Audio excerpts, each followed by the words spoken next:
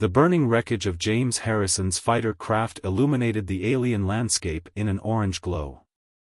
Warning klaxons blared as smoke filled the cockpit, forcing him to punch through the cracked canopy. His breath came in ragged gasps as he stumbled away from the crash site, the purple grass of Nexus crunching beneath his boots. The world spun around him as blood trickled from a gash above his eye. "Command, this is Raptor 7, he croaked into his helmet comm, Mayday, Mayday. Shot down over Sector 9. Need immediate extraction." Only static answered his call. The alien weapon that had struck his craft must have fried his communications array. In the distance, massive crystalline spires pierced the crimson sky, their surfaces reflecting the light of twin suns. James had studied the reconnaissance photos of Nexus extensively during mission briefings, but nothing had prepared him for the alien beauty of this world. Or for the deadliness of its defenders. Movement caught his eye, shadows detaching themselves from the twisted rock formations that dotted the landscape. Tall, athletic figures in sleek armor approached with weapons raised. Their skin had a metallic sheen that shifted between deep purple and midnight blue. James raised his hands slowly, fighting the urge to reach for his sidearm. The tallest of the aliens stepped forward, removing her helmet to reveal sharp, angular features and eyes that glowed like amber gems. Her hair, pulled back in intricate braids, seemed to shimmer with bioluminescent strands that pulsed in rhythm with her movements. "I am Commander Thura of the Valerian Defense Force," she announced in flawless English, her voice carrying both authority and a musical quality that seemed to resonate in James's chest. "You are now my prisoner." James met her gaze steadily. "Lieutenant James Harrison, Earth Federation Space Force. I invoke rights under the Galactic Conventions." A slight smile curved Thura's lips, though it didn't reach her eyes. "The conventions apply to declared wars, human. Your presence here is an act of espionage." She gestured to her soldiers. "Search him and secure the crash site. The Council will want to examine the wreckage." As her troops moved to comply, Thura studied James with an intensity that made him uncomfortable. "Strange," she mused. "You don't match the profile we expected of human spies. Your flight pattern was erratic, almost as if I was trying to avoid firing on your civilian settlements." James finished. "Because I was. Check my weapon systems, I never powered up my main guns." Something flickered in Thura's expression, but before she could respond, one of her soldiers called out in their native tongue. She turned sharply, hand moving to her weapon. James followed her gaze and felt his blood run cold. On the horizon, massive shapes were rising from behind the crystal spires, warships, but not of any design he recognized. They weren't Valerian, and they certainly weren't human. "Impossible," Thura breathed. The swarm was supposed to be contained in the outer sectors. The alien ships unleashed a barrage of energy weapons that lit up the sky. The ground shook as explosions bloomed across the landscape. James's tactical training kicked in as he analyzed their formation. "They're setting up a containment pattern," he said urgently. "Standard encirclement strategy, I've seen it before in simulations of historical battles." Thura's eyes narrowed. "You know these tactics? The swarm used the same approach when they hit our colonies in the Arcturus sector. None of our forces survived to report it." He met her gaze. "I'm not your enemy, Commander. Right now, we both have a much bigger problem." For a long moment, Thura stood silent as weapons fire continued to rain down around them. Finally, she made a sharp gesture to her troops. "Fall back to the caverns. And bring the human." She fixed James with a piercing stare. "You'd better be right about this, Lieutenant. Because if you're playing some game." "With respect, Commander, I just watched these things slaughter thousands of my people. The only game I'm interested in is survival." He gestured to his crashed fighter. "And I think you'll find my flight recorder proves everything I'm saying." As they retreated toward the relative safety of the crystal caverns, James could feel Thara's eyes on him. The universe, it seemed, had a sense of irony. He'd come to Nexus seeking intelligence on potential Valerian weaknesses. Instead, he might have found the key to both their species' survival, if they could learn to trust each other. The caverns were a sprawling network of crystalline tunnels that seemed to pulse with their own inner light. Valerian troops moved with practiced efficiency, setting up defensive positions and communication arrays. James found himself impressed by their discipline and coordination. "Your wounds need treatment," Thara said abruptly, gesturing to a medical station. "I can't have you slowing us down if we need to move quickly." As a Valerian medic applied some kind of regenerative gel to his injuries, James watched Thara conferring with her officers. Despite her stern exterior, he could see the concern in her posture. She cared deeply for her people, just as he did for his. "Commander," he called out. "Those ships will have ground forces. If they follow the same pattern I've seen before, we have less than an hour before they start deploying drop pods." Thara approached, her expression guarded but thoughtful. "You seem to know a great deal about our mutual enemy, Lieutenant. Yet you were shot down over our world. Explain." James winced as the gel knitted his flesh back together. "I was part of a recon mission, yes. But we detected anomalous energy signatures consistent with swarm activity. I broke formation to investigate, against orders." He met her eyes. "My superiors didn't believe the swarm could have penetrated this far into controlled space. Looks like they were wrong. And your solution was to violate our territory?" "My solution was to try to warn you. Though I admit, getting shot down wasn't part of the plan." A slight smile tugged at Thara's lips before she caught herself. "You took a significant risk. The swarm doesn't discriminate, Commander. Human, Valerian, we're all just prey to them. I figured better to risk court-martial than watch another world burn." Before Thara could respond, alarms began blaring throughout the cavern. A young Valerian officer rushed up, speaking rapidly in their native tongue. Thara's expression darkened. "It seems you were right, Lieutenant. Drop pods detected, multiple vectors." She studied him for a long moment, then came to a decision.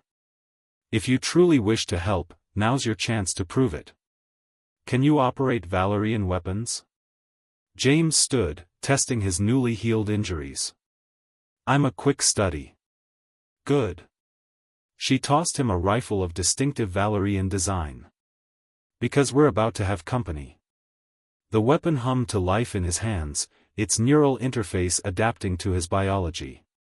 As troops rushed to defensive positions, James found himself standing shoulder to shoulder with the very aliens he'd been sent to spy upon. The irony wasn't lost on him. "Commander," he said quietly. "Whatever happens, thank you for trusting me." Thara checked her own weapon, her amber eyes gleaming in the crystal light. "Don't thank me yet, Lieutenant. Survive the next few hours, and we can discuss trust." The first impacts of drop pods hitting the surface echoed through the caverns like thunder. The battle for survival was about to begin, and with it, perhaps the first true alliance between their species. James chambered around in his borrowed rifle and allowed himself a grim smile. Sometimes the greatest opportunities came disguised as disasters. More than his own survival hung in the balance now. The next few hours would determine not just his fate, but potentially the future of human-Valorian relations. And somewhere in the back of his mind, he couldn't help but notice how the crystal light played across Commander Thara's features, making her seem to glow from within. Focus, he told himself firmly. Romance could wait. First, they had to survive. The swarm's assault on the crystal caverns lasted for 6 brutal hours. James and Thara fought side by side, their movements gradually synchronizing as they defended against wave after wave of chitinous horrors. The Valerian rifle felt almost natural in James's hands now, its neural interface adapting to his thought patterns with increasing precision. Left flank. Thera called out, her voice cutting through the chaos of battle.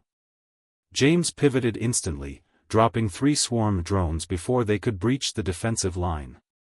Their carapaces shattered under the concentrated energy fire, spraying caustic fluid across the crystal floors. "They're learning our patterns," James shouted back, ducking behind a crystalline column as return fire scorched the air where he'd been standing. "Each wave is more coordinated than the last."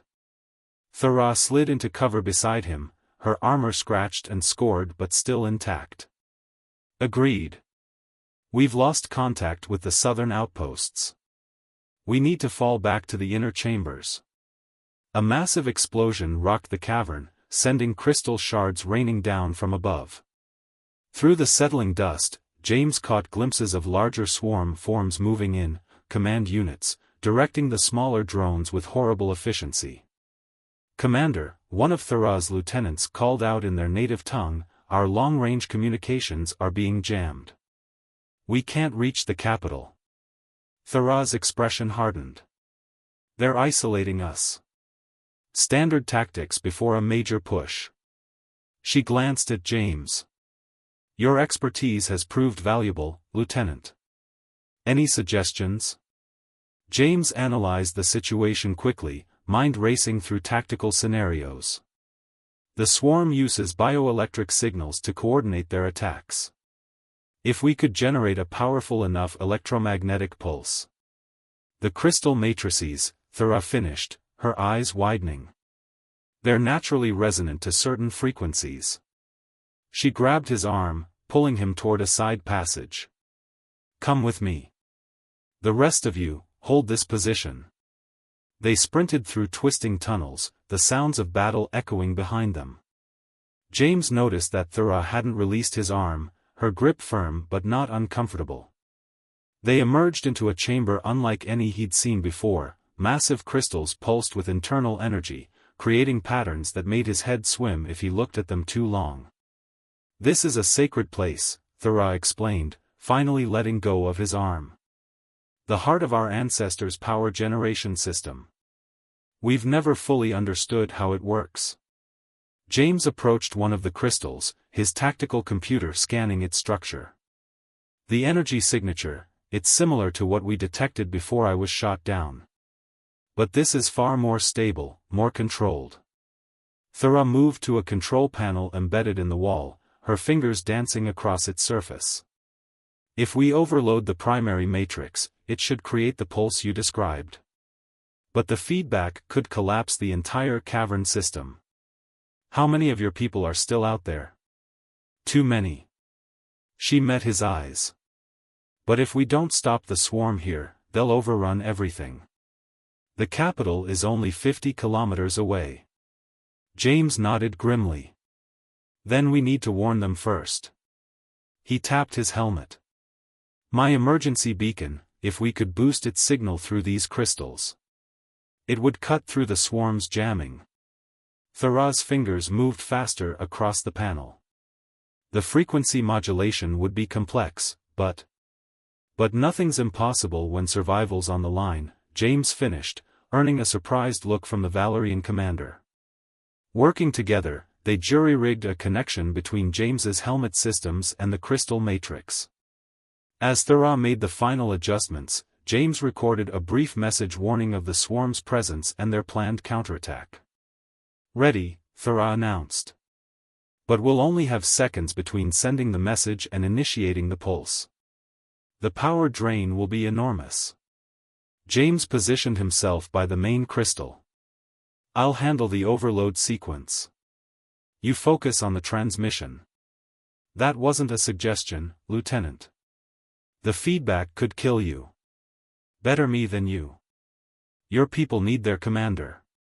Thera's expression softened for a moment. "James." The chamber shook as another explosion rocked the caverns. The swarm was getting closer. "No time to argue," James said firmly. "On your mark, Commander." Their eyes met, and something unspoken passed between them. Then Thera nodded sharply and began the transmission sequence.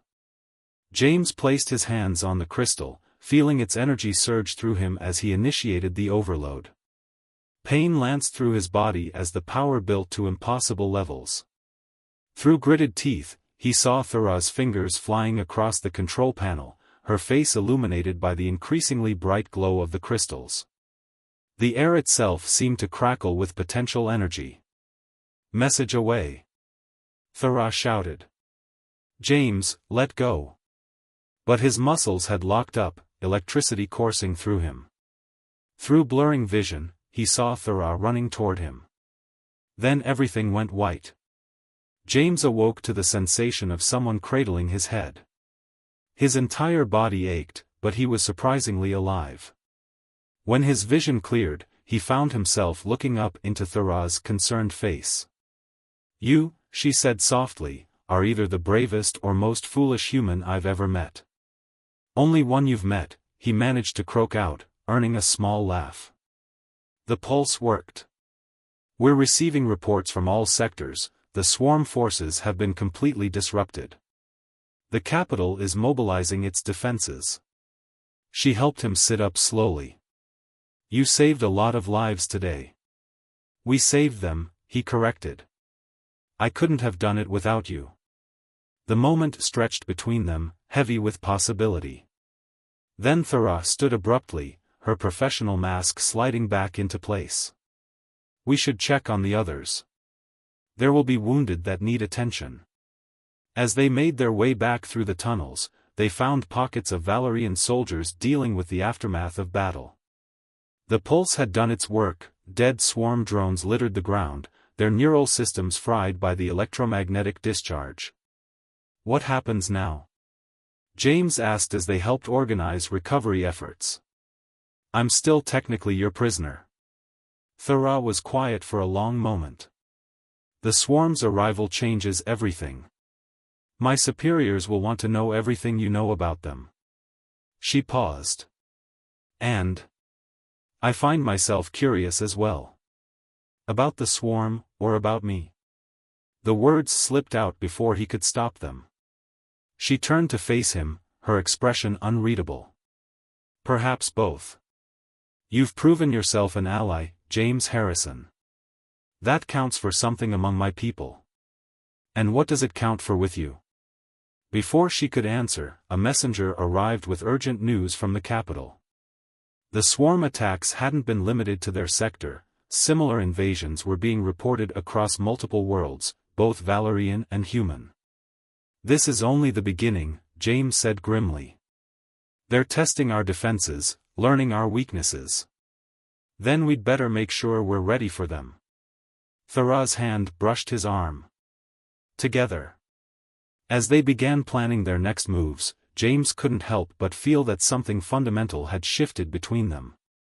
They were no longer captor and prisoner, but partners in a fight for survival. And perhaps, he thought as he caught Thera watching him with those remarkable amber eyes, something more was beginning to take shape. The war against the swarm would demand everything they had. But as James watched Thera coordinate with her troops, he realized that some battles were worth fighting not just for survival, but for the chance to build something new. Something that could bridge the gap between their worlds. The Valerian capital of Nyxhaven stretched before them, a breathtaking fusion of crystalline architecture and organic design. James stood at the viewport of the military transport, still processing the events of the past week. After their success against the swarm, Thera had convinced the High Council to grant him provisional diplomatic status, though he noticed she kept him close, ostensibly for security reasons. "Impressed?" Thera asked, joining him at the viewport. Her armor had been replaced with a formal military uniform that somehow made her seem even more striking. "It's beautiful," James admitted. "Different from what I expected. Our intelligence suggested your cities were purely military installations. Just as our intelligence painted your worlds as industrial wastelands." Thera's voice held a note of irony. "It seems we've both been fed convenient lies." The transport descended toward a sprawling complex of interconnected spires. James had been summoned to present his knowledge of the swarm to the High Council, but something about the situation felt off. He'd noticed Thera growing increasingly tense as they approached the capital. "Something you're not telling me?" he asked quietly. Thera glanced around before stepping closer. The Council's reaction to the swarm attack was strange. Their response times were delayed. And some of the deployment orders made no tactical sense. "You think someone wanted the attack to succeed? I think we need to be very careful what we say in there." Her hand brushed his arm, a gesture that had become increasingly frequent. "Watch for Counselor Rivik. He's been pushing for escalation against Earth for years." The council chamber was a vast amphitheater carved from living crystal. 7 Valerian leaders sat in elevated positions, their ceremonial armor gleaming under the artificial light. James stood before them, aware of Thera's protective presence at his side. "Lieutenant Harrison," Counselor Rivik's voice was smooth as polished stone. "Your warning about the swarm proved accurate. Yet you were discovered in a restricted sector, far from any known swarm activity. Curious timing." "The swarm's movement patterns suggested they would strike in that region," James replied carefully. "My mission was to verify their presence and warn the Valerian forces." "A noble claim," Rivik smiled thinly. "Yet our intelligence suggests Earth is developing biological weapons similar to swarm technology. Perhaps this attack was merely a test." James felt Thera stiffen beside him. Before he could respond, alarms began blaring throughout the chamber. A military aide rushed in, speaking rapidly in Valerian. James caught fragments about a transmission being intercepted. Rivik's expression darkened. "This session is suspended. Commander Thera, secure the human." "Sir," Thera's voice was tight. "Lieutenant Harrison has proven himself an ally." "That was an order, Commander." But Thera didn't move. Instead, she activated a holographic display in the center of the chamber. A recorded transmission flickered to life, Rivik's voice, speaking to someone off-screen. "The swarm specimens are performing exactly as expected. Once they've weakened both sides sufficiently, we can implement the final phase." The chamber erupted in chaos. Rivik's hand moved to his weapon, but Thera was faster. Energy crackled between them as security forces rushed in. "James," Thera shouted, "the data core. Third pillar." He didn't hesitate. Years of combat training took over as he dove toward the crystalline pillar she'd indicated. His borrowed Valerian weapon fired with surgical precision, destroying the security cameras while Thera held off Rivik's guards. "The core contains everything," she called out between shots. "Shipping manifests, communications logs. Evidence that some people have been playing both sides," James finished, accessing the data terminal. His fingers flew across the alien interface as he copied the files. "But why? What's the endgame?" "Resources," Thera's voice was grim. "With both species weakened by war, certain factions could seize control of disputed territories. The swarm was never the real enemy, they were just a tool." A blast caught her in the shoulder, spinning her around. James saw red. His next shots dropped 3 guards before he reached her side. "We need to move," he said, helping her up. "Please tell me you have an escape plan." A slight smile crossed her face despite the pain. "You're not the only one with contingencies, Lieutenant." She pressed a sequence into her wrist computer. Suddenly, the crystal floor beneath them began to shift. "Maintenance tunnels," she explained as they descended into darkness. "They run throughout the city." They emerged into a labyrinth of service corridors, the sounds of pursuit echoing behind them. Thera's injury was slowing them down, but she refused to stop. "There's a secure facility 2 levels down," she said through gritted teeth. "We can transmit the data to both our governments from there. Once the truth is out, they'll have no choice but to cooperate against the real threat." James supported her as they ran. Assuming anyone believes us. They'll believe the evidence. Rivik's faction has been sloppy, overconfident. They never expected anyone to connect the pieces. They reached the facility, a small communications hub that looked long abandoned. As James worked to establish a secure connection, Thera stood guard at the door. "James," she said softly. "If this works, everything changes. The war, the alliances, all of it." "Good." He looked up from the console. "Maybe then I won't have to pretend I'm not falling for you." Her amber eyes widened slightly, but before she could respond, the console chimed. The connection was ready. "Together?" he asked, holding out his hand. She took it, their fingers intertwining. Together. With their free hands, they initiated the transmission. Years of lies and manipulation began uploading to every major command center in both human and Valerian space. The truth could no longer be contained.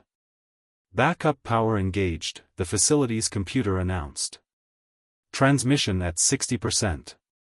They're trying to cut us off," Thera observed. "Let them try." James squeezed her hand. "We've already won. They just don't know it yet." As if in response, the door exploded inward. Rivik himself stood in the opening, flanked by elite guards. His perfect composure had cracked, revealing the desperation beneath. "You have no idea what you're doing," he snarled. "The peace you're fighting for is a child's dream. Our species are too different, too competitive." "You're wrong," Thera's voice rang with authority. "We're proving that right now." She turned to James. "Remember what you said about nothing being impossible when survival's on the line?" He nodded, a slow smile spreading across his face as he realized what she was planning. "I trust you." In one fluid motion, Thera activated her armor's emergency protocols. The crystal walls around them began to resonate at specific frequencies that James recognized from their battle against the swarm. "No." Rivik raised his weapon, but it was too late. The world dissolved in a flash of light and energy. When James could see again, they were 3 levels down, in an emergency bunker. The transmission console showed 100% completion. "That's twice you've saved us with crystal resonance," he noted, helping Thera to a recovery bed. "I'm starting to think you just like showing off." She laughed, then winced at her injury. "Maybe I'm just trying to impress you." "Consider me impressed." He began treating her wound with a medical kit from the bunker's supplies. "Though I was already pretty impressed before all this." Above them, they could hear the chaos unfolding as their transmission reached its intended recipients. Soon, both their worlds would have to face the truth, and decide what to do about it. "What happens now?" James asked softly, his hand lingering on her shoulder after finishing with the bandages. Thera reached up, her fingers brushing his cheek. "Now, Lieutenant Harrison, we find out if impossible things are really impossible after all." The emergency bunker's holographic displays showed chaos erupting across both human and Valerian space. The data they'd released had hit like a solar flare, exposing years of manipulation and profiteering. But not everyone was ready to accept the truth. "Another riot on Nueva Madrid," James reported, scanning the incoming feeds. "And 3 Valerian colonies have declared martial law." Thera stood at his shoulder, her injury mostly healed thanks to advanced Valerian medicine. "Rivik's supporters are trying to maintain control through force. But they're losing ground. Not fast enough." James pulled up a tactical display. "The swarm is advancing in 6 sectors. Without unified resistance. They'll pick us apart piece by piece." Thera's hand found his, an increasingly natural gesture. "We need to do more than expose the truth. We need to show them a better way." The bunker's communication system chimed. A message had arrived on an encrypted channel, from James's old commanding officer, General Richards. Harrison, you magnificent bastard, the general's hologram flickered to life. I always knew you were a wild card, but this. He shook his head. Half the Admiralty wants you court-martialed. The other half wants to give you a medal. And you, sir? I want to know if you can prove what your data dump suggests. Because if even half of it is true. It's all true, General. James squeezed Thurah's hand. And I can prove it. But we need your help. Richard studied them both. The Valerian commander. I'm told you two have become close. Commander Thurah has risked everything to expose this conspiracy, James said firmly. Without her, we'd still be playing into their hands. The general was quiet for a long moment. There's an emergency session of the Joint Military Council in 6 hours. Every major leader from both sides will be there, the ones who haven't been arrested, anyway. If you can make your case. We'll be there, Thurah said. Assuming you can guarantee our safety. Richard smiled grimly. I'll do what I can. But be careful. A lot of powerful people want this buried, along with you too. The transmission ended, leaving them in tense silence. It's a trap, Thurah said quietly. Obviously. James turned to face her. But it's also our best chance to end this. She touched his cheek gently. You know, on my world, there are ancient stories about warriors who changed the course of history through sheer determination. And how do those stories usually end? That depends. Her amber eyes held his. On whether the warriors were fighting alone. The journey to the neutral station where the council would meet was tense. They traveled aboard a specialized stealth vessel, one of Thurah's contingency plans. James had learned she had many of those. You're General Richards, she said as they approached the station. Can he be trusted? He's a good man. Old school military, believes in honor, duty, all that. James checked his weapons. But he's just one voice on the council. Then we'll have to make the others listen. The station's docking bay was eerily quiet when they arrived. Too quiet. James's combat instincts screamed danger. Down, he shouted, tackling Thurah as energy weapons fired from multiple positions. They rolled behind cargo containers as their attackers emerged, a mix of human and Valerian troops. Rivik's loyalists, Thurah snarled, returning fire. Working with human separatists. Perfect example of cooperation, James quipped, taking down 2 attackers with precise shots. Just not the kind we were hoping for. They fought their way through the station's corridors, moving in perfect sync. Months of combat together had forged them into an exceptional team. But more importantly, they trusted each other completely. The council chamber is 2 levels up, Thurah reported between firefights. But our window is closing. Then let's give them something they can't ignore. James activated his tactical computer, interfacing with the station's systems. Remember that trick you taught me with the crystal resonance? Her eyes widened. The station's power core, it uses similar technology. Exactly. We can't reach the council. Fine. Let's bring them to us. Working together, they hacked into the station's environmental controls. Within minutes, emergency protocols forced an evacuation of the upper levels, including the council chamber. All personnel proceed to emergency gathering points, the station's AI announced. This is not a drill. They positioned themselves at a crucial junction, where multiple evacuation routes converged. Soon, they heard the sound of approaching footsteps, dozens of the most powerful military and political leaders from both species. Hold your fire. General Richards's voice boomed out as he emerged at the head of the group. Harrison, report. Ambush at the docking bay, sir. Proof that certain factions are still working together against both our people's interests. James stepped forward, Thurah at his side. But we brought something more concrete. Thera activated a holographic display, showing real-time footage of swarm ships engaging both human and Valerian colonies. While we fight among ourselves, the real enemy grows stronger. The attack on my outpost wasn't an isolated incident, it was a test run. The swarm isn't just some mindless biological weapon, James continued. They're being controlled, directed by the same people who've been profiting from our war. But together, we can stop them. The assembled leaders murmured among themselves. James could see the doubt and suspicion warring with the evidence before them. A Valerian admiral stepped forward. You expect us to trust humans after generations of conflict? I expect you to survive, Thera replied. Look at us, human and Valerian, working as one. We've accomplished more together in months than either side has in years of war. The commander speaks truth, Richard said. I've reviewed their evidence myself. We've all been played for fools.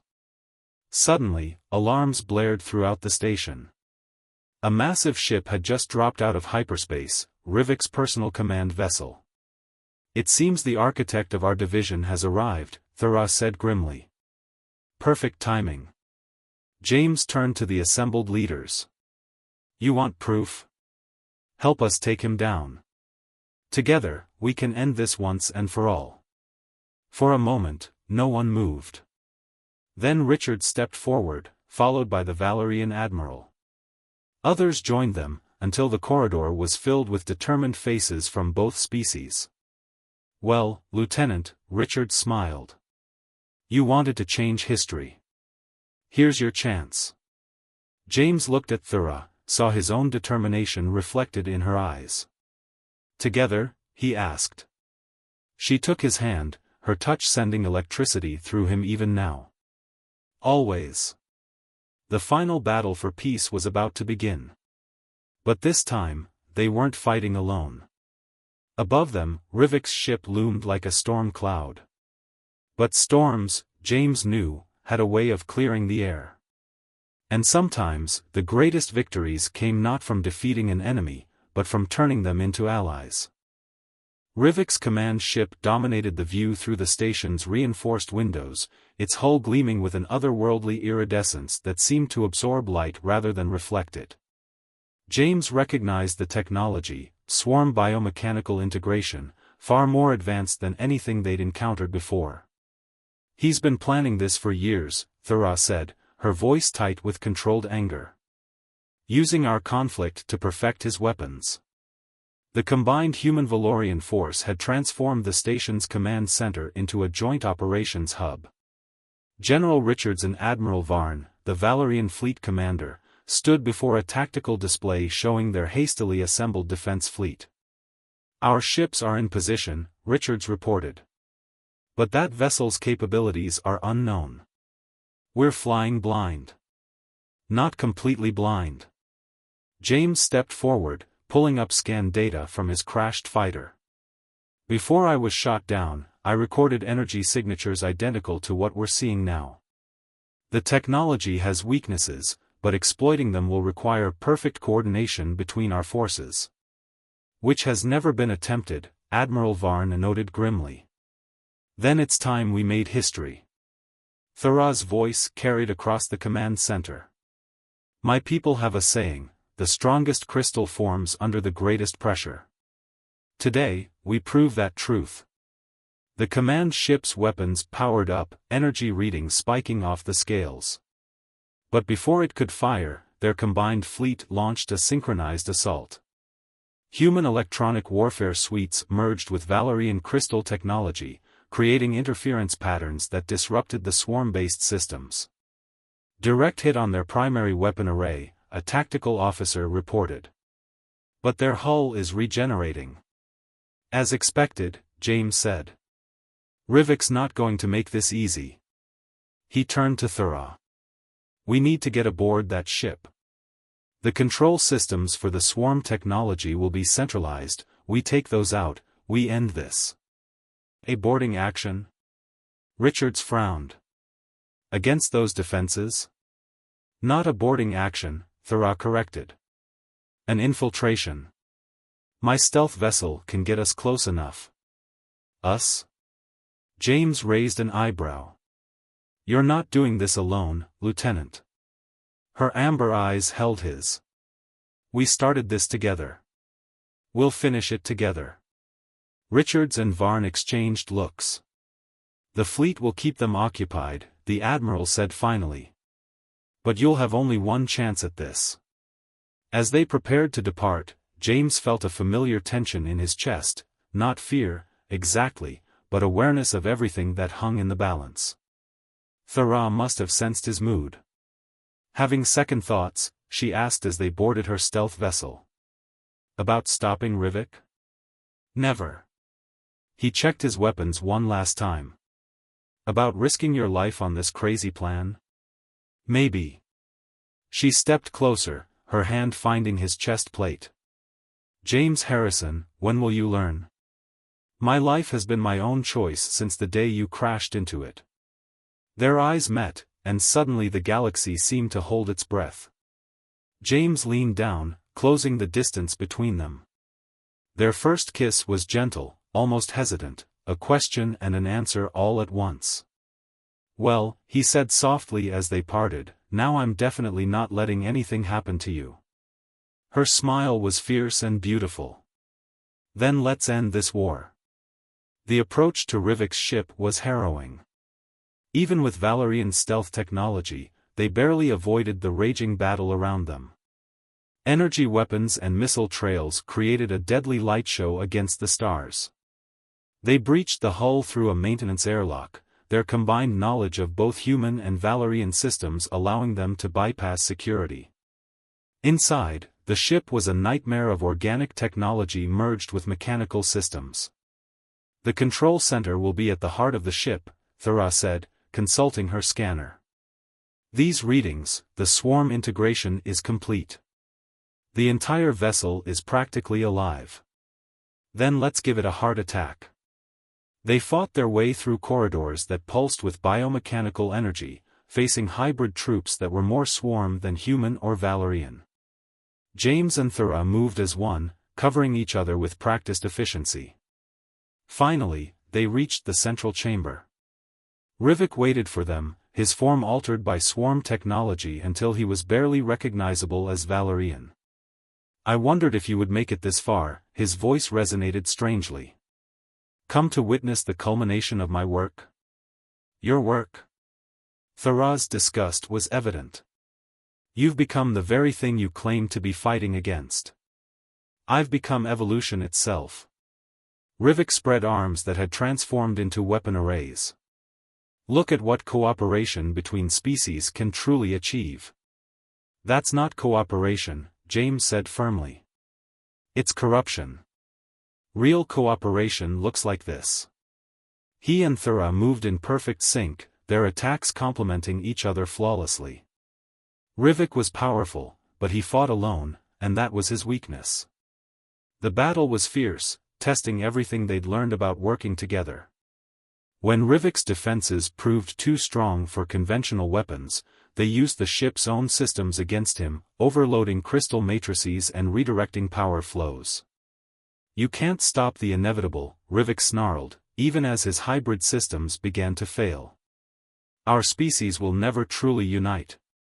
We already have, Thera replied, executing a perfect flanking maneuver while James drew Rivik's fire. You just refuse to see it. The final blow came from both of them, human ingenuity combined with Valerian crystal technology, creating a feedback loop that overwhelmed the swarm integration. Rivik's scream echoed through the ship as his corrupted systems collapsed. The ship's going critical, James reported, checking readings. We need to move. They ran for their vessel, the massive command ship breaking apart around them. As they cleared the explosion radius, the combined fleet cheered their success. The threat was over. In the aftermath, as peace talks began in earnest, James and Thera stood together in the crystal gardens of Nyxhaven. The setting suns painted the sky in colors that reminded him of her eyes. So, he said, what happens now? The war's over. Both our peoples are actually talking to each other. Mission accomplished. Is that what this was to you? Just a mission? She turned to face him, her expression softening. Because I think we both know it became something more. A lot more. He took her hands in his. But there are still challenges. Different worlds, different cultures. Different species? She laughed softly. James, we just proved that those differences don't have to divide us. They can make us stronger. Your people's poets were right, he said, pulling her closer. The strongest things do form under pressure. Speaking of pressure. She reached up, touching his face. I believe we have some unfinished business from the stealth ship. Their kiss was longer this time, deeper, a promise of things to come. Above them, the first stars appeared in the darkening sky. Somewhere out there, the swarm still waited, and other challenges would surely arise. But they would face them together, proving that the greatest power in the universe wasn't technology or weapons or even the swarm. It was the ability to bridge divides, to find understanding in difference, and to transform enemies into something more. Love, after all, had a way of making impossible things possible. And as the crystal spires of Nyxhaven glowed in the twilight, James and Thura began writing a new chapter, not just in their own story, but in the story of both their peoples. A chapter that began with a crash landing and ended with the discovery that sometimes, the greatest journeys weren't measured in light years, but in the distance between two hearts.